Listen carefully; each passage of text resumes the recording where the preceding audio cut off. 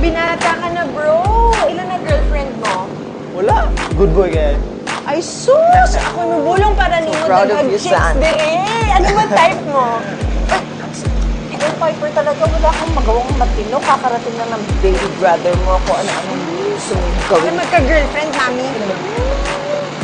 Mami, bakit niyo po ako sundo? Oh, I'm your mother. You're my son. Oh, bakit naman hindi? Di ba? May sakit kayo? Eh, oo nga. Ouch. Mami. Sige. Uli na ta. Para mag-rest na kayo. Ha? Uli na ta. Uli. Ulit, ah. Let's go. Help me, Mami. son. Okay.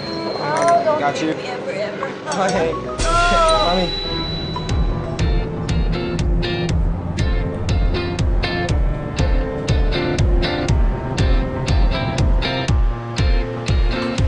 Kuya?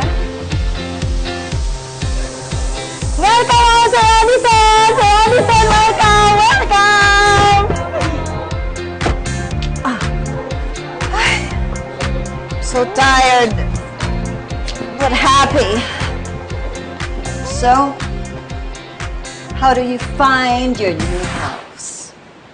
Hindi ba kay Ate Rita to? Oo nga. Pero pinamana na sa atin ni Rita ang lahat ng kanyang ari-arian, pati na ang bahay nito.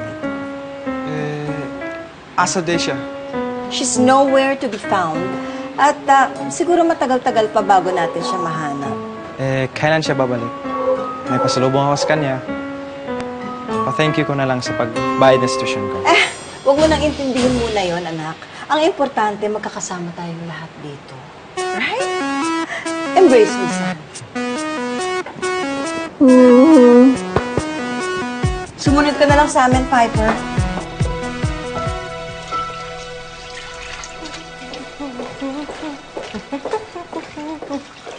Huy! Bakit ikaw gumagawa niyan? Bubbles, Blossom, Ate! Okay lang. Wala namang ibang gagawin. Okay lang. Bakit kasi hindi ka na lang sumama kay mommy sa office para malibang ka? Ate, kahit anong pilit mo, wala akong hilig sa business. Okay? Matututunan din yan. I don't know. Di ako singgaling ni Mommy. At mas lalong wala ako sa kalingkingan ni Ate Rita. Bagay. Iba talaga magpatakbo ng kumpanya si Ate Rita. If she wants something, she works for it, no? Alam mo, naalala ko nung bata pa ako. Takot ako sa kanya. Masungit kasi. Di marunong mag-smile. Pero nung minsan may umaway sa akin sa playground. Pinagtanggol ka niya? Hindi, ate. Hindi nga niya ako pinansin eh. Nabilitaan ko lang na kick out sa school yung umaway sa akin. Simula nun, hindi na ako takot sa kanya. Deep inside, mabait yung